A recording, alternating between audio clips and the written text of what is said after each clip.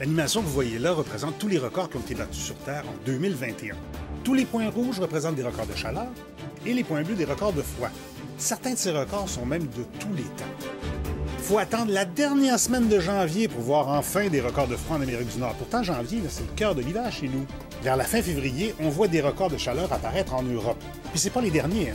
En début avril, 5-6 semaines après, on voit un deuxième record de chaleur en Europe. Fin mai, les records de chaleur se déplacent jusque dans le cercle arctique et ils sont assez présents.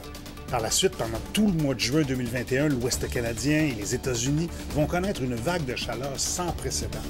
La ville de Lytton enregistre pendant 3 journées consécutives la température la plus élevée jamais enregistrée au Canada avant d'être rasée par le feu.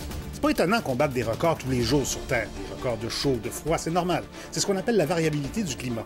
Ce qui est étonnant cependant, c'est que lorsque l'on regarde combien de records ont été battus, on se rend compte que les records quotidiens, qui sont les plus faciles à battre, ont été des records de chaleur 3 fois plus fréquemment que des records de froid. Puis les records mensuels, ou même les records de tous les temps, qui sont encore plus difficiles à battre, mais les records de chaleur ont été 5 fois plus importants que les records de froid. Ça, c'est un signe du changement climatique. Normalement, on devrait avoir à peu près autant de records de froid que de chaleur.